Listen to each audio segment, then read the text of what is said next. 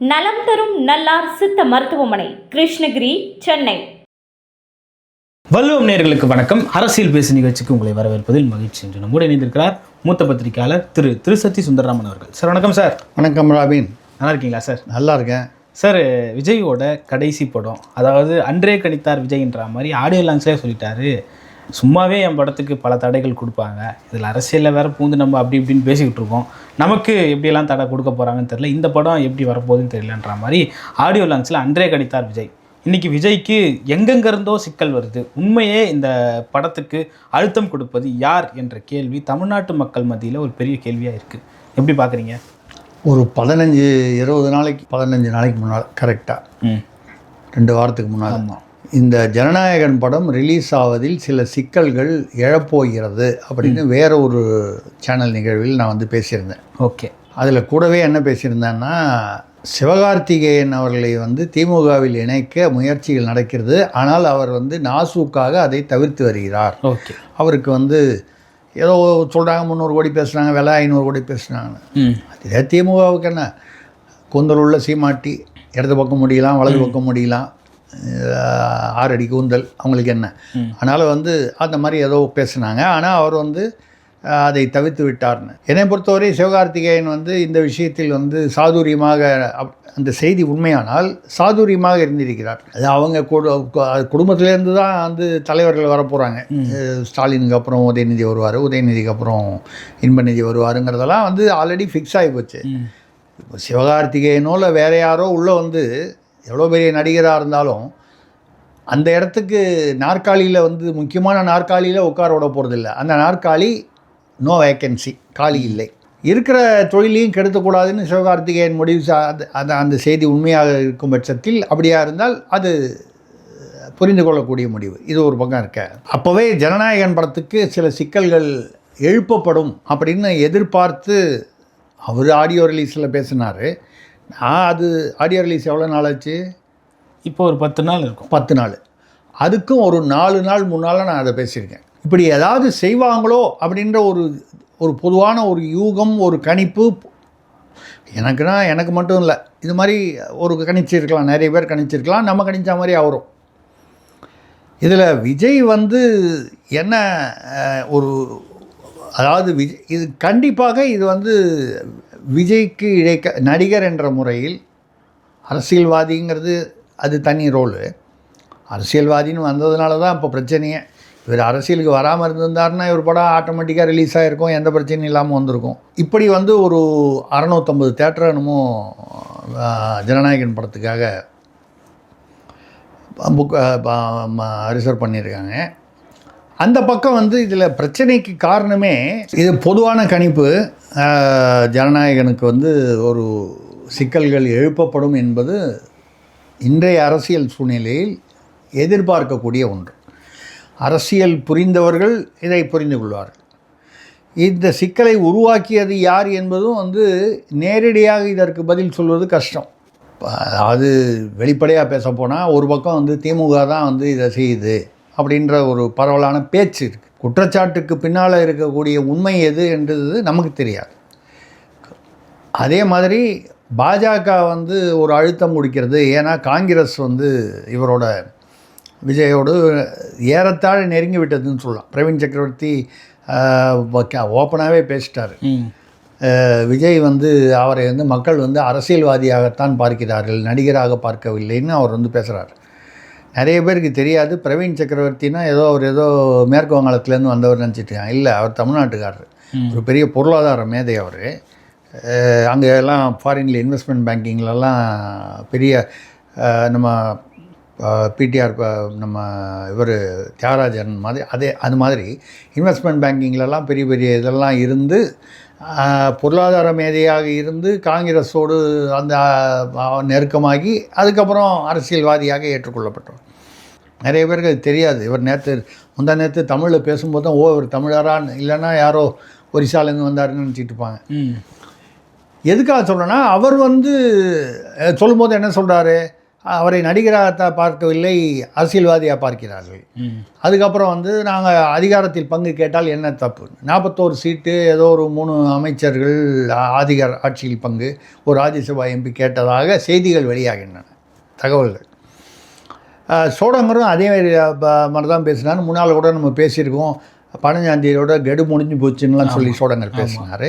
இப்போவும் பார்த்தீங்கன்னா இந்த எக்ஸ் தளத்தில் அவர்களுடைய அந்த ட்விட்டர் தளத்தில் வந்து ஜனநாயகன் படத்துக்கு வந்து இந்த மாதிரி பண்ணது வந்து தப்பு.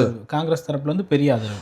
அதை சொல்லும்போது காங்கிரஸ் வந்து வழக்கமாக வந்து குற்றச்சாட்டு வந்து பாஜகவை நோக்கி வைப்பது, அதாவது எது உண்மை என்று நமக்கு தெரியாது, ஆனால் அதை தாண்டி வந்து காங்கிரஸ்னால் அவங்களுடைய தாக்குதல் வந்து நிச்சயமாக பாஜகவை நோக்கி தான் இருக்கும். திமுகவை நோக்கி இப்போ இருக்காது. ஒரு காலம் அவங்க கூட்டணி அறிவிச்சிட்டாங்க விஜயோடனா, அப்போ பார்த்தீங்கன்னா தாக்குதல் இருக்கும். இன்றைக்கி தேதியில் கூட்டணியில் இருப்பதாக ஒரு கணக்கு இருக்கிறதுனால அது சொல்ல மாட்டாங்க.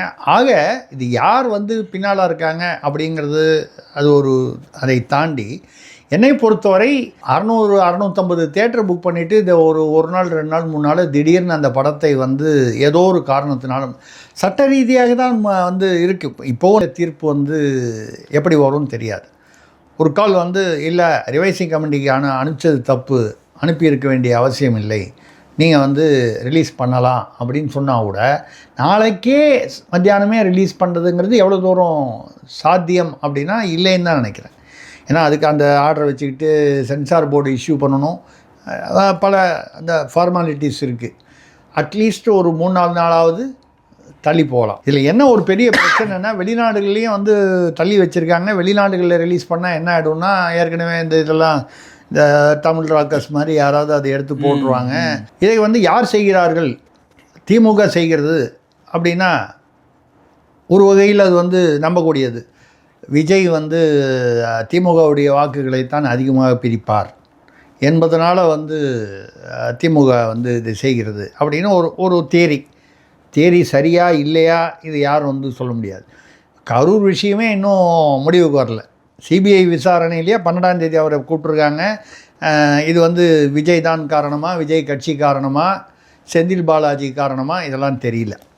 இல்லை ஒரு கால் இன்னொரு தியரி அடிபடுது, பாஜக வந்து இவரை எப்படியாவது ஒரு அழுத்தம் கொடுத்து தங்கள் கூட்டணிக்குள் விஜயை வரவழைப்பதற்கு, காங்கிரஸுடன் இல்லாமல். ஆனால் அதில் எனக்கு வந்து, அதாவது அரசியலில் வந்து இது நடக்கும் நடக்காதுன்னு சொல்கிறதில்லை. பாஜக உட்பட யாராக இருந்தாலும் இது அரசியல்னு வரும்போது அதில் ஒன்றும் இந்த கபடி மாதிரி அந்த கோடெல்லாம் ஒன்றும் கிடையாது. நமக்கு வேணுங்கிற இடத்துல கோடு போட்டுக்க வேண்டியதுதான் அரசியலில். ஆனால் இப்படி செய்வதால் விஜய்க்கும் பாஜகவிற்கும், பாஜக இதை செய்வதாக இருந்தால் விஜய்க்கும் பாஜகவுக்கும் உள்ள இடைவெளி அதிகமாகுமே தவிர நெருங்குவதற்கு வாய்ப்பில்லை. அப்படிங்கிறதுனால பாஜக இப்படி செய்யுமா அப்படிங்கிறது ஒரு கேள்வி. விஜய் பக்கத்தில் வந்து இதில் வந்து குறைபாடு அல்லது கவனக்குறைவு என்ன அப்படின்னு சொன்னால், அவர் வழக்கம் போல் தன்னை வந்து அந்த மாஸ் ஹீரோன்ற லெவல்லையே நினச்சிக்கிட்டார். ஏன் அப்படின்னு சொன்னால், விஜய்ங்கிறது நான் விஜய் தரப்பு தயாரிப்பாளர் வந்து கேவிஎன் ப்ரொடக்ஷன்ஸ்ன்ட்டு அவங்க பெங்களூரில் கே வெங்கட்ரமணா என்பவருடைய நிறுவனம் அது. அவர் ஏற்கனவே இப்போ தான் ரொம்ப பெரிய 9 வருஷமாக திரைப்படத்துறையில் இருக்கான்னு சொல்ல முடியாது. வேறு தொழில்களில் ஈடுபட்டு வருபவர். சமீப காலங்களில் தான் திரைப்படம் தயாரிக்கிறது வராரு. வேறு தெலுங்கு கன்னட படங்கள் தயாரித்திருக்காரு. இப்போ கூட டாக்ஸிக்னு ஒரு படம் மார்ச் மாதம் ஹிந்தி படம் வரப்போகுது. முதல் தமிழ் படம் இதுதான், ஜனநாயகன் தான். பாதிக்கப்படுவது வந்து முதல்ல அவர் தான். விஜய் அரசியல் ரீதியாகவும் பொருளாதார ரீதியாக தயாரிப்பாளரும். நீங்கள் அந்த கேவிஎன் வந்து அவர் தான் தயாரிப்பாளராக, அவருக்கு பின்னால் வந்து யார் இருக்காங்க? இப்போ கூட தமிழ்நாட்டில் வந்து யாரோ ஆகாஷ் பாஸ்கர்னு ஒருத்தர் திடீர்னு ஒரு தயாரிப்பாளர் வந்தார். அவர் வந்து பார்த்திங்கன்னா ஒரே சமயத்தில் ஒரு 4-5 மாஸ் ஹீரோவோட படம் 200 கோடி அந்த மாதிரி வந்து ஒரு 4 படம் 5 படம் தயாரிக்கிற அளவுக்கு திடீரென்று உழைத்து முன்னேறிவிட்டார் ஒரு 3 வருடங்களில். 2021 திமுக ஆட்சிக்கு வந்த பிறகு அதுவரை சாதாரணமாக இருந்தவர், நடுத்தர வர்க்கத்தில் அப்படின்னு சொல்லக்கூடிய மிடில் கிளாஸாக இருந்தவர் வந்து ஒரு 2-3 வருஷத்தில் வந்து உழைத்து முன்னேறி அவர் வந்து கிட்டத்தட்ட 1000 கோடி பணம் முதலீடு பண்ணுற அளவுக்கு வந்துட்டார். அந்த தம்பிகள் குரூப்பில் வரார் அவர். அப்போது இந்த கேவிஎன்னும் யாருக்காவது தம்பியான்றது நமக்கு தெரியல. வேறு விதமாக சொல்கிறாங்க. அது அவருக்கு பின்னால் வந்து ஒரு பெரிய ரியல் எஸ்டேட் குழுமம், அங்கே உள்ள பெங்களூரு அடிப்படையாக கொண்ட ஒரு ரியல் எஸ்டேட் குழுமம் இருக்குது. நம்ம ஊரில் வட்டம் சோதனம்லாம் இருக்குது இல்லையா, அந்த மாதிரி அங்கே ஏதோ ஒரு பேரில் வருது. அது ஏதோ குக்கர் பேர் என்னமோ ஒன்றும் தெரியல. அது ஏதோ வந்து ரைட்டு, அது ஏதோ ஒரு கம்பெனி பேர் சொல்கிறாங்க. அவங்க இருக்காங்க. அந்த கம்பெனியில் வந்து ஏதோ ஒரு தமிழ்நாட்டிலேருந்து ஒரு முக்கியமான குடும்பத்துடைய மாப்பிள்ளை வந்து ஒரு பெரிய அளவில் பணம் முதலீடு பண்ணியிருக்காரு. ஓகே. ஏன்னா வந்து அவங்க அந்த மாப்பிள்ளையோட சம்மந்தப்பட்ட இல்லை அந்த குடும்பம் சம்மந்தப்பட்ட என்னமோ ஒரு இண்டஸ்ட்ரீஸ். ஏதாவது ட்ரம்ப் கூட அடிக்கடி எனக்கு இந்த முட்டாய் தான் வேணும், இந்த முட்டாய் தான் வேணும்னு அந்த பரிசு கேட்பார், அந்த விருது. அந்த பேரில் உள்ள கம்பெனிலெல்லாம் இந்த கேவிஎன் இதெல்லாம் வந்து எங்கேயோ ஒரு இடத்துல ஒரு இணைப்பு இருக்குது சொல்லப்படுகிறது. இதற்கான இந்த மாதிரி விஷயங்களில் வந்து ஏன்னா அந்த நிறுவனத்தில் வந்து அது வந்து பிரிட்டிஷ்ன்னு நினைக்கிறேன், அதாவது ஐரோப்பிய நிறுவனம். அதில் வந்து இவரெல்லாம் அன்பில் மகேஷ்லாம் கூட இயக்குனராக இருந்திருக்கார் ஒரு காலத்தில். இதெல்லாம் சில தரவுகள்லாம் வந்தது. ஓகே சார், நமக்கு வந்து எங்கே எது இணைப்புன்னு தெரியல. ஓகே. ஆனால் ஏதோ ஒரு புள்ளி கனெக்ட் ஆகுது, ஏதோ ஒரு புள்ளி கனெக்ட் ஆகுது. அப்படி அந்த புள்ளியை நீங்கள் கொஞ்சம் ஒரு யூகங்களை அந்த புள்ளியில் வச்சு ஒரு கோடு போட்டு பார்த்தீங்கன்னா, இது பாஜக வர்சஸ் விஜய் அப்படின்னு ஒரு பக்கம் அப்படி ஒரு தரப்பு சொல்கிறாங்க. திமுக வர்சஸ் விஜய், இந்த ஜனநாயகன் பிரச்சனை பாமர மக்களிடையே பேசப்படுற அப்படின்னு பேசுறது. இது இல்லாமல் மூணாவது ஒரு தியரி, நான் கண்ட தியரி, சில புள்ளிகளை சேர்த்து பார்த்தால் இது வந்து பாஜக வர்சஸ் விஜயும் இல்லை, திமுக வர்சஸ் விஜயும் இல்லை, திமுகவினுள் பிள்ளை வர்சஸ் மாப்பிள்ளை அப்படின்னு ஒரு தியரி வருது. ஏன்னா இந்த பக்கம் பராசக்தி யாருது? இன்பநிதியோடது பிள்ளை. ஓகே. அந்த பக்கம் வந்து கேவிஎனுக்கு பின்னால் ஒரு பெரிய ரியல் எஸ்டேட் கம்பெனி. அந்த ரியல் எஸ்டேட் கம்பெனியில் யாரோ ஒரு மாப்பிள்ளை ஓகே ஏதோ 3500 கோடி பணம் போட்டிருக்காருன்னு சொல்கிறாங்க. அது உண்மையாக இருக்கும் பட்சத்தில் இப்போ விஜய்க்கு வந்த பிரச்சனை வந்து மாப்பிள்ளை வர்சஸ் பிள்ளை அப்படிங்கிற ஒரு தியரி, மூணாவது தியரி, இது வரைக்கும் வெளியில் அதிகமாக பேசப்படாத தியரி ஒன்றும் இருக்குது. ஓகே. இந்த தியரிக்கு பின்னால் சில லாஜிக்குகள் எனக்கு தெரிய வருது. இருந்தாலும் ஜனநாயகன் வரும் போகும். ஓகே. நம்ம நல்லபடியாக நடமாட வேண்டாமா? அதனால் வந்து அதோடு நிறுத்தி போனோம். ஓகே சார், இந்த விஷயம் வந்து விஜய் தரப்பினருக்கோ இல்லை விஜய்க்கோ இதெல்லாம் தெரியறதுக்கான வாய்ப்பு இருக்கா சார்? ஏன்னா அவருக்கு தெரியல அப்படிங்கிறது தான் என்னுடைய எண்ணம். நான் வந்து அதை குறைபாடாக சொல்லலை. அது வந்து அவர் இப்போ தான் வந்திருக்காரு. இன்னும் இதெல்லாம் வந்து இப்படியெல்லாம் வந்து யோசிக்க அவருக்கு இன்னும் பழக்கமாகவில்லை. அதிமுக திமுகக்குள்ளே 2 பேரும் மாறி மாறி டஃப் கொடுக்குறாங்கன்னு வச்சுங்க. இல்லை, திமுக வந்து கொஞ்சம் இப்போ கூடுதலாக இருக்குது, அதிமுக எதிர்கட்சியாக இருக்குது, ஒரு நடுவில் மாறி மாறி வருது. அதுக்கு காரணம் என்னென்னா, இவங்க எப்படி யோசனை பண்ணுவாங்கன்னு அவங்களுக்கு தெரியும், அவங்க எப்படி யோசனை பண்ணுவாங்கன்னு இவங்களுக்கு தெரியும். ஓகே. ஒரே பாசறையிலிருந்து ஒரு உரையில் 2 வாள்களாக வெளியே வந்தவர்கள். அதனால் வந்து அவங்களுடைய யோசனை எப்படி பண்ண இப்படி தான் பண்ணுவாங்க அப்படின்னு அவங்களுக்கு தெரியும். அவங்களுக்கு என்ன புரியுங்கிறது இவங்களுக்கு புரியும். விஜய் இன்னும் அந்த நிலைக்கு வரவே இல்லை. நம்ம அவரை குறைபாடாக சொல்லலை, அவருக்கு இன்னும் அனுபவம் இல்லை. ஓகே. அவருக்கு இந்த அனுபவம் இன்னும் வரல. இப்படிலாம் கூட பண்ணுவாங்களா, இப்போ தான் எதிர்பார்த்துருப்பார். ஓகே. இந்த ஜனநாயகன் விஷயத்தில் அதுதான் சொல்ல வந்தேன். எங்கே குறைபாடுன்னா, அதை குறைபாடுன்னு நம்ம சொல்கிறது வந்து, அதாவது அவரை வந்து குறை சொல்லணும்னு விமர்சனம் பண்ணல, அவர் மீது ஒரு ஒரு ஒரு ஒரு ஒரு பரிதாபப்பட்டுன்னு சொல்கிறத விட ஆதங்கப்பட்டு, அதுதான் சரியான வார்த்தையாக இருக்கும். ஐயோ இப்படி போய் சிக்கிக்கிட்டாரே அப்படி நம்ம ஒரு வருத்தப்படுவோம் இல்லையா, அந்த மாதிரி வருத்தப்படுறோம். ஏன் அப்படின்னு சொன்னால், நீங்கள் என்ன பண்ணியிருக்கணும், சென்சார் சர்டிஃபிகேட்டை முதல்ல வந்து கையில் வாங்கிட்டு இல்லை, நீங்கள் வந்து தியேட்டரை எல்லாம் ஃபிக்ஸ் பண்ணியிருக்கணும், டேட்டு ஃபிக்ஸ் பண்ணியிருக்கணும். இப்போ நேற்று உயர் நீதிமன்றத்தில் வந்து சென்சார் போர்டு சார்பாக சீனியர் வழக்கறிஞர் வந்து அவர் இது பண்ணவர், வாதம் செய்தவர் அந்த பாயிண்ட் தானே சொல்கிறாரு. நீங்கள் ரிலீஸ் டேட்டை வைப்பீங்க உங்கள் இஷ்டத்துக்கு, அதுக்குள்ளே சென்சார் போர்டு கொடுக்கணும்னு எப்படி எதிர்பார்க்க முடியும்னு கேட்குறாரு. அதாவது வாதத்தில் நியாயம் இருக்கிறது கண்டிப்பாக. அதே சமயத்தில் யதார்த்தத்தில் வந்து அவங்க பக்கம் வந்து எதிர்பக்கம், அதாவது தயாரிப்பாளர் தரப்பில் வந்து சொல்வது டிசம்பர் 18ஆம் தேதியை கொடுத்துட்டோம், 19ஆம் தேதியை கொடுத்துட்டோம், நீங்கள் என்னெல்லாம் மாற்றணும்னு சொன்னீங்க எல்லாத்தையும் மாற்றிட்டோம், வழக்கமாக ஒரு வாரத்தில் கொடுத்துருவாங்க, நீங்கள் இப்போ தான் முந்தானத்து வந்து புதுசாக ஒரு கதை சொல்கிறீங்க அப்படின்னு இவங்க பக்கம் கேட்குறதுலேயும் நிச்சயமாக நியாயம் இருக்கிறது. இதையே ஒரு 15 நாளைக்கு முன்னாடி 10 நாளைக்கு முன்னாலேயே சொல்லியிருக்கலாமே. இப்போ ஏதோ மத உணர்வுகள் புண்படுவது அப்படின்னு சொன்னால், அப்போ அந்த முதல்ல பார்த்த 5 பேர் வந்து மத உணர்வுகள் புண்படுதுங்கிறது அவங்களுக்கு தெரியாமல் போச்சா? அப்படி தெரியலன்னா, இப்போது நீங்கள் வந்து சென்சார் என்றால் ஒரே 5 பேர் தான் எல்லா படத்தையும் பார்க்குறாங்கன்னு இல்லை. ஒரு 20 பேர் மெம்பர் இருப்பாங்க. சும்மா நான் தோராயமாக சொல்கிறேன். இதில் ஏதோ ஒரு 5 பேரை செலக்ட் பண்ணி அந்த சென்சார் போர்டு தலைவர் வந்து இந்த படத்தை பார்க்க சொல்கிறார். அவங்க 5 பேரும் சேர்ந்து இந்த ஐயோ ரத்தம் பீரிடிச்சு அடிக்குது, சின்ன பையன் வெட்டுற மாதிரி வருது, ஏதோ சில மாதிரி வன்முறை அதிகமாக இருக்குது அந்த மாதிரி காட்சிகள் அப்படின்னு சொல்லும்போது அது கட் பண்ணணும், இல்லை மியூட் பண்ணணும். இது யாரையோ வந்து ஒரு பர்டிகுலர் தலைவரை தாக்குற மாதிரி இருக்குது. சிலது ஏதோ சொல்லுவாங்க. ஆனால் அந்த 5 பேரை விட்டுட்டு வேற ஒரு 5 பேரை அதே சென்சார் போர்டில் நீங்கள் உட்கார வச்சு பார்க்க சொன்னால் இவங்க சொல்கிற அதே குறைகளை அவர்கள் சொல்லலாம், சொல்லாமலும் விடலாம், இல்லை இதை விட அதிகமாகவும் சொல்லலாம், இல்லை கம்மியாகவும், இல்லை வித்தியாசமாகவும் சொல்லலாம். இவங்க சில சீனை ஓகேன்னு சொல்லுவாங்க, அவங்க ஓகே இல்லைன்னு சொல்லுவாங்க. ஏனென்றால் ஒரு மனிதனுடைய அந்த எண்ணப்போக்கும் வித்தியாசமாக இருக்கும். என்னை பொறுத்தவரை இது ரொம்ப வன்முறை அப்படின்னு சொல்லக்கூடியதை வந்து நீங்கள் வந்து அதெல்லாம் சகஜம் தானே, நம்ம 2 பேருமே சென்சார் போர்டில் மெம்பராக இருக்கோன்னு வைங்க, இப்படி ஒரு சூழ்நிலை இருக்கும். இதெல்லாம் வந்து யதார்த்தமான விஷயம். ஆனால் வந்து இது கடைசி நிமிஷத்தில் வரும்போது என்னுடைய கவலை எங்கே அப்படின்னு சொன்னால், என்ன தீர்ப்பு வருதுன்னு தெரியாது. அந்த தீர்ப்பில் வந்து எப்படியா இருந்தாலும் அது ரிலீஸ் வர்றதுக்கு ஒரு 3-4 நாளாவது தாமதம் ஆகலாம் என்பது என்னுடைய ஒரு கணிப்பு, குறைந்தபட்சம். இல்லை ஒரு 15 நாளோ 20 நாளோ கூட ஆகலாம். இல்லை அது இல்லாமல் ஒரு வாரத்துக்குள்ளே நீங்கள் ரிவைசிங் கமிட்டிக்கு அனுப்பிச்சு முடிவு பண்ணணும்னு சொல்லலாம். ஏதோ ஒரு முடிவு வருது. அப்போ இந்த 650 தேட்டர்களும் என்ன பண்ணும்? சும்மா இருக்க முடியாது. அது யாருக்கு கொடுப்பாங்க? பராசக்திக்கு தான் கொடுத்தாகணும். ஓகே.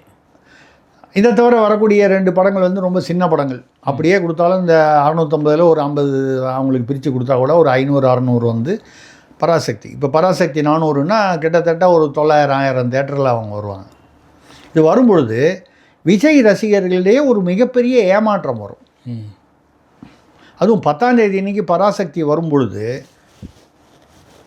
நம்ம தலைவர் படம் நேற்று வந்திருக்கணுமே அப்படின்ற ஒரு ஏக்கம், ஒரு ஆதங்கம், அது ஆத்திரமாக மாறும். அப்படி வரும்பொழுது மாறணும்னு நான் சொல்லலை, மாறலாம். என்ன வந்து கஷ்டம்னா, விஜயுடைய ரசிகர்கள் ஏற்கனவே வந்து பார்த்திங்கன்னா போலீஸை வந்து கடிக்கிறாங்க, அது மேலே ஏறி நிற்கிறாங்க, இப்படிலாம் வந்து அதாவது அவர்களுக்கு இன்னும் அனுபவ முதிர்ச்சி வரவில்லை. அதாவது ரசிகர்களாகவே இருக்கிறார்களே தவிர இன்னும் ஒரு அரசியல் கட்சிக்கான அந்த ஒரு முதிர்ச்சி இன்னும் வரவில்லை அப்படின்னு சொல்லலாம். ஏன்னா வந்து நீங்கள் வந்து திமுக ஆரம்பத்திலே வந்துருச்சான்னா, நம்ம 1949 கட்சி ஆரம்பிக்கும் போது நீங்களும் பிறக்கலை. அப்போ எப்படி இருந்துச்சுன்னு தெரியாது. அதிமுக வரும்போது 1970களில் வந்து வரும்போது திமுகவிலிருந்து பிரிந்து வந்தார். புது கட்சி தான் புதுசே தவிர அவருக்கு திமுக ஏற்கனவே எம்ஜிஆருக்கு இருந்தது. ஆனால் விஜய் அப்படி இல்லை. ஒரு ரசிகர் மன்றத்தை இயக்கமாக மாற்றி அப்புறம் கட்சியாக மாற்றி, இவர்களுக்கு அந்த கோபம் அந்த மாதிரி வரும்பொழுது இது வந்து தேட்டர்களின் மீது வந்து எதிரொலிக்கும். தேட்டர்காரன் என்ன பண்ணுவான்? அவனுக்கும் சென்சார் போர்டுக்கும் சம்மந்தமே இல்லை. நாளைக்கு ஏதாவது ஒரு தேட்டரை வம்பு பண்ணி விட்டாங்க அப்படின்னா பாதிப்பு வந்து தேட்டர்காரன் அவன் அப்பாவி. இன்றைக்கி இது ஒரு படம் நல்லா ஓடுன்னு எதிர்பார்த்து இந்த தேட்டர் புக் பண்ணுறான். நாளைக்கு அடுத்த மாதம் சூர்யா படம் வருது, சூர்யா படம் நல்லா போகணும்னு எதிர்பார்த்து சூர்யா படம். ஸோ அவங்கள பொறுத்த வரைக்கும் வசூல், லாபம், வியாபாரம். ஆனால் பாதிக்கப்படுவது அவர்கள். சிவகார்த்திகேயனும் பாதிக்கப்படுவார். ஏன்னா விஜய்யோடைய படம் வெளிவர முடியாமல் செய்துவிட்ட யார் பேர், அது திமுக பேரிலோ இல்லை யார் பேரிலோ ஒரு கோபம் இருக்குன்னு வைங்க. அந்த கோபம் யார் பேரில் திரும்பும் என்றால் சிவகார்த்திகேயன் பேரில். அவரும் வந்து குற்றமற்றவர். அவரை பராசக்தி படத்தில் நடிங்கன்னு கூப்பிட்டாங்க, காசு கொடுத்தாங்க, அவர் நடித்தார். இது ஜனநாயகனோட நாங்கள் வந்து இந்த இதில் எருது விடுற மாதிரி 2 இது அந்த மாதிரி வந்து சேவல் சண்டை மாதிரி விட போகிறோன்னு சொல்லியா கூப்பிட்ருப்பாங்க அவர்கிட்ட? இல்லை, அவரும் அப்படி எதிர்பார்த்துருக்க மாட்டார். அப்போ தேவையில்லாமல் ஒரு ஒரு ஒரு ஒரு கசப்புணர்ச்சி வந்து வரும். சிவகார்த்திகேயனை பொறுத்தவரை அவர் எந்தவித ஒரு சர்ச்சைக்குள்ளும் சிக்காமல் ஒரு அப்படி நேரடியாக ஒரு நேர்த்தியாக போகக்கூடிய ஒரு கேரக்டர். அனாவசியமாக வந்து இந்த பக்கம் அந்த பக்கம் சர்ச்சைக்குள்ளே சிக்கிக்க கூடாதுன்னு இப்போ கூட அவருடைய சாதியை கொண்டு வந்து இதில் வந்து வேறு மாதிரி ஒரு சில அங்கங்கே வலைதளங்களில் விமர்சனங்கள் வருகின்றன. என்னை பொறுத்தவரை அது தவறு. ஏன்னா சிவகார்த்திகேயன் என்றைக்குமே தன்னுடைய சாதியை முன்வைத்து எந்த படத்துலேயும் அவர் வந்து நான் இந்த சாதியை சேர்ந்தவன்னு சொல்லி அவர் வந்து தன்னை முன்னிலைப்படுத்தி கொண்டதில்லை. படத்திலும் கூட ஏதாவது ஒரு படத்தில் வந்து நைனான ஒரு வார்த்தை சொல்லியிருப்பார், அதை வந்து நீங்கள் பெருசுப்படுத்தி சொல்லலாமே தவிர அதெல்லாம் வைத்துக்கொண்டு ஒரு பெரிய ஒருவருடைய முழு ப்ரொஃபைலையும் அதை வச்சு நீங்கள் முடிவு பண்ணக்கூடாது. அமரன் படத்தில் ஒரு இடத்துல நைனான ஒரு வார்த்தை சொல்லுவார், உடனே அதை வைத்து வேறு மாதிரி கொண்டு போவர்கள் இருக்கிறார்கள், தெலுங்கு அப்படி இப்படின்னு. நான் அப்படிலாம் அதெல்லாம் வந்து நியாயம் இல்லை என்று நினைக்கிறேன். சிவகார்த்திகேயனே நடிகராக பாருங்கள். அதை தாண்டி வந்து எந்த படம் வந்து அதிகமாக வெற்றிகரமாக ஓடலைங்கிறது படத்துடைய தரத்தையும் மக்களுடைய ரசிகர்களுடைய அந்த ரசிப்புத்தன்மையும் பொறுத்து இருக்குது. சமீபத்தில் பார்த்தீங்கன்னா மாஸ் ஹீரோ படம் தமிழில் எதுவுமே ஓடலை. கண்டிப்பாக ஓடலை சார். வரிசையாக ரஜினிகாந்த் படம் உட்பட, அஜித் படம் உட்பட, விஜயின் கோட் படம் உட்பட நம்ம வந்து இதில் வந்து யாரையும் வந்து பிரித்து இந்த அரசியல் கட்சி சார்பாலாம் பேசலை. பொதுவாக மாஸ் படங்கள் ஓடல. சின்ன சின்ன பட்ஜெட் படங்கள்லாம் பிரமாதமாக ஓடி இருக்கு.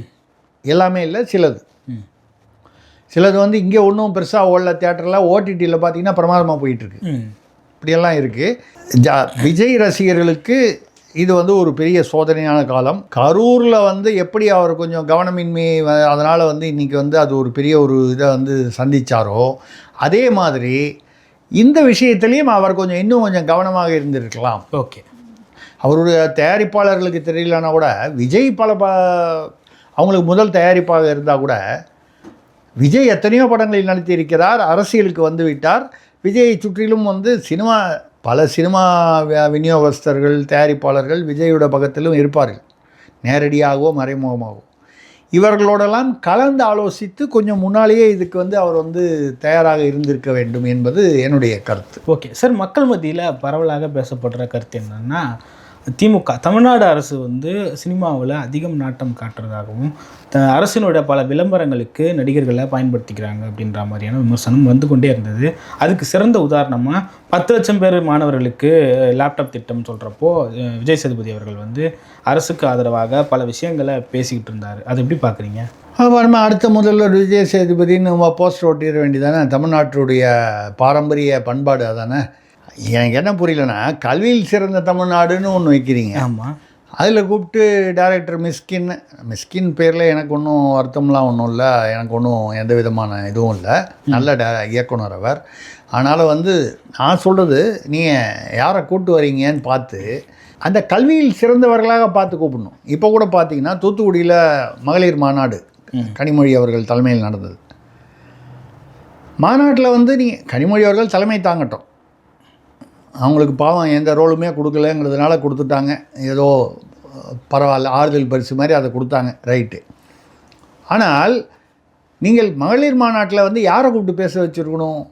இந்த மகளிரில் வந்து ஒரு உயர்ந்த நிலையில் இருக்கக்கூடிய ஒரு துணைவேந்தராக இருக்கிறவங்க, ஒரு விஞ்ஞானியாக இருக்கிறவங்க, பெண் விஞ்ஞானி, ஓகே, தமிழ்நாட்டில் இந்த மாதிரி ஒரு கல்வியில் சிறந்தவர்கள், இல்லை தொழில்துறையில் சிறந்தவர்கள், மிகப்பெரிய தொழிலதிபர், பெண் தொழிலதிபர், இவங்கள மாதிரி மகளிர் மாநாட்டில் வந்து கூப்பிட்டு நீங்கள் கொண்டு அவங்கள விட்டு பேச வச்சுருக்கணும். பேச வச்சாங்க, யாரோ டாக்டர்லாம் பேச வச்சாங்க. நாங்கள் வந்து திராவிடத்தால் தான் வந்தோம், நாங்கள் திராவிடம் இல்லைன்னா அதுக்கு முன்னால் தமிழ்நாட்டில் கல்வியே திராவிடம் வர்றது எப்போங்க வந்தது? 1949 திமுக வந்துச்சு, நீதி கட்சி வர்றதெல்லாம் அதுக்கெலாம் முன்னால் வந்து வெள்ளையர்கள் வருவதற்கு முன்னாலேயே தமிழ்நாடு வந்து எந்த அளவுக்கு வந்து கல்வியில் முன்னேறி இருந்தது, பண்பாட்டில் முன்னேறி இருந்ததற்கான சான்றுகள் உள்ளன. நம்ம சொல்கிறது சேர சோழ பாண்டியர்கள் காலத்தில் இருந்து முதலாக வந்து ஜனநாயகன் சினிமாவை பற்றி பேசிக்கிட்டு இருக்கோம். ஜனநாயகத்தும் உலகத்திற்கே எடுத்துக்காட்டாக இருந்தது சோழர்களின் குடவோலை திட்டம். குடவோலைன்னா ஓலையில் வந்து ஓட்டு போடுறோம், நம்ம இப்போ பேப்பரில் போடுறோம், இல்லை இவிஎம்மில் மெஷின் வந்துடுச்சு, அதுக்கு முன்னால் பேப்பர் பேலட்டு. சோழர்கள் காலத்தில் குடவோலை திட்டம் என்று இருந்தது. குடத்தில் இடும் ஓலை, யார் நிற்கிறாங்க தேர்தலான்னு பார்த்தா அதில் வந்து யாருக்கு நீங்கள் ஓட்டு போடுறீங்களோ அந்த ஒரு குடம் வச்சுருவாங்க ஒரு கிராமத்தில். எங்கே கிராமத்தில் அப்படின்னா என்ன, இன்றைக்கி உள்ள பஞ்சாயத்து, ஊராட்சி இதுக்கெல்லாம் முன்னால் முன்னோடி எங்கே? சோழர்கள் காலம். எப்போது? 1000 வருஷம் முன்னால். 1000 வருஷத்துக்கு முன்னால் ராஜராஜ சோழன், அதுக்கும் முன்னால் பார்த்தீங்கன்னா முற்கால சோழர்கள் மட்டும் இன்னொரு 500 வருஷம். அப்போவே வந்து உலகத்தில் அப்போ வேறு எங்கேயுமே ஜனநாயகம் டெமோக்ரஸி என்பது வரவில்லை. இந்த மாதிரி மக்கள் ஓட்டு போட்டு தேர்ந்தெடுக்க வேண்டும் என்பது வரவில்லை உலகத்திலேயே, இந்தியாவில் மட்டும் இல்லை உலகத்தில். அது தமிழர்களுக்கு சொந்தம். திராவிடம் நான் சொல்லலை, தமிழர்களுக்கு சொந்தம். ஓகே. அந்த வகையில் நீங்கள் ஜனநாயகன் இன்றைக்கி சினிமா படம் பேர் ரைட்டு. நீங்கள் இவரே வந்து என்ன பண்ணார், ஐயா ஈவேரா பெரியார் அவர்கள் வந்து ஜனநாயகன்ற பேரை தானே அவர் தமிழில் வந்து தமிழ் படுத்தி அதை குடியரசுன்னு வச்சுக்கிட்டாரு.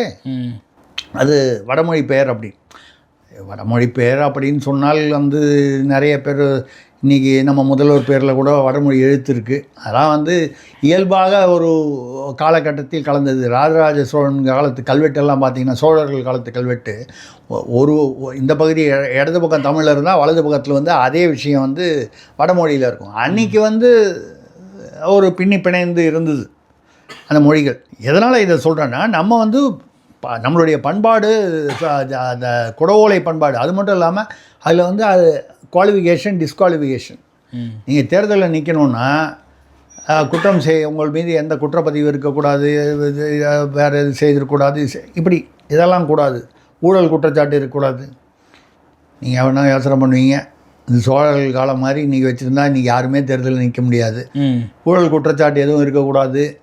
மோசடி, அதான் பொது பணத்தை கையாளுவது, ஏதாவது பர்சனல் குற்றத்தில் வந்து ஈடுபட்டு இருக்கக்கூடாது. இப்படியெல்லாம் வந்து என்னெல்லாம் வந்து அவங்க வந்து அந்த கிராமத்தில் அவர்கள் குறைந்தபட்சம் இவ்வளோ வருஷம் இருந்திருக்கணும். இப்போ நம்ம பேசுகிறோம்ல எஸ்ஐஆர், இந்த எஸ்ஐஆருக்கெலாம் வந்து மூதாதையர் வந்து சோழர் காலத்திலேயே நம்ம தமிழ்நாட்டில் இருந்திருக்கு. அதானே சொல்கிறோம். அவர் இங்கே ரெசிடென்சி, இங்கே வந்து குடிமகனாக வந்து எவ்வளோ வருஷம் ஆச்சு, இது ஒரு கணக்கெல்லாம் சொல்கிறோம்ல. இப்படியெல்லாம் வந்து இருந்திருக்கிறது. கல்வியில் சிறந்த தமிழ்நாடுன்னு சொன்னால் சினிமாக்காரங்களை கூட்டு வரீங்க. மகளிர் மாநாடுன்னு சொன்னால் யாரை கூட்டு வரணுமோ அவங்கள கூட்டு வரல. அது வெறும் அரசியல் ரீதியான மாநாடாக ஆக்கிவிட்டீங்க. சரி, இப்போது மாணவர்களுக்கான மாநாடுன்னு நடத்துறீங்க, மடிக்கணினி கொடுக்குறீங்க. மடிக்கணினி வந்து ஜெயலலிதா அவர்கள் அறிமுகப்படுத்தியது. அதுவும் அவங்க யாருக்கு அறிமுகப்படுத்தினாங்க? தகுதி உள்ளவர்களுக்கு, அதாவது அதிக தகுதி உள்ளவர்களுக்கு. அப்படி சொன்னால் கரெக்டாக இருக்கும். +1 +2 மாணவர்களுக்கு. அப்போ லேப்டாப் கொடுத்தா தான் அவன் கற்றுக்கிட்டா தான் அவன் காலேஜ் போகும்போது அது வந்து அவனுக்கு உண்மையான பயன்பாடு. ஆமாம். இப்போ வந்து இவங்க இப்போ 10 லட்சம் கணினி இது கொடுக்குறாங்களா? 3ஆம் ஆண்டு பட்டப்படிப்பு படிக்கும் மாணவர்களுக்கு கொடுக்குறாங்க. 3ஆம் ஆண்டு கடைசி ஆண்டு. பட்டப்படிப்பு 3 வருஷம் தானே. இன்ஜினியரிங் மாதிரி போனால் அது 4-5 வருது. பிஏ பிகாம் பட்டப்படிப்பு 3 வருஷம். 3ஆவது ஆண்டுலன்னா கிட்டத்தட்ட அவன் வேலைக்கு போகிற டைட்டில் இருப்பான். ஆல்ரெடி கணினி பயன்பாடு அவனுக்கு தெரிஞ்சிருக்கும். சொந்தமாக ஒரு அவன்கிட்ட லேப்டாப் இல்லாமல் இருக்கலாம். இப்போ எல்லா குடும்பங்களுமே பையனை படிக்க வைக்கணும், ஃபீஸ் கட்டணும் அப்படின்னு வரும்போது கடன் வாங்கியாவது ஒரு லேப்டாப் வாங்கி கொடுத்துட்றாங்கன்னும் போது, நீங்கள் 3ஆம் ஆண்டு, நான் வந்து 3ஆம் ஆண்டு மாணவனுக்கு அது பயன்படாது என்று சொல்லவில்லை. அதுவே முதலாண்டு மாணவனுக்கு கொடுக்கலாம். இல்லை, இப்போ ஜெயலலிதா அவர்கள் இருக்கும்பொழுது +1 +2 அதுதான் சரியான பருவம். இன்றைக்கி பார்த்தீங்கன்னா லேப்டாப் வந்து 5ஆம் கிளாஸ் 6ஆம் கிளாஸ் பசங்கள்லாம் வந்து பயன்படுத்த ஆரம்பிச்சிட்டாங்க. யதார்த்தம் பார்த்தீங்கன்னா அப்படி இருக்கும்போது நீங்கள் எங்கேயோ 3ஆம் ஆண்டு கொடுக்குறீங்க. சரி, அது ஒரு உங்களுக்கு வந்து இந்த 2 மாதத்தில் வந்து பணம் வந்து தான் 10 லட்சம் கம்ப்யூட்டரில் வந்து பிப்ரவரி மாத கடைசியில் தான் 10 லட்சம் கம்ப்யூட்டர் முடியும்னு சொல்கிறாங்க. அதுக்குள்ளே எவ்வளோ முடியும்னு தெரியல. அதை தாண்டி விஜய் சேதுபதிக்கும் அவர் நடிகர், நல்ல நடிகர். தெலுங்கு படம், ஹிந்தி படம்லாம் நடிச்சிருக்கார். நான் கூட சமீபத்தில் ஒரு ஃபேமிலி மேன் ஒரு சீரியல் பார்த்தேன். மோரே மணிப்பூரில் வாழும் தமிழர்களில் ஒருவராக வந்தார். அதை பற்றி ஒரு ஆங்கில பத்திரிகையில் நான் ஒரு கட்டுரை எழுதினேன். Forgotten Tamils of Moreh, Manipur. மியான்மரில் பர்மாவிலிருந்து தப்பி வந்தபோது ஒரு பீரியடில் திரும்பி அங்கே உள்ள சர்வாதிகாரி விரட்டி அடித்த போது தமிழர்கள் வந்தபோது நிறைய பேர் தமிழ்நாட்டுக்கு வந்துட்டாங்க. சில பேர் வர முடியாமல் அந்த எல்லைப்பகுதியில் வந்து மணிப்பூரில் மோரேங்கிற ஒரு இதில் தங்கிட்டாங்க. கிட்டத்தட்ட ஒரு 17,000 20,000 தமிழர்கள் அங்கே இன்னும் இருக்காங்க.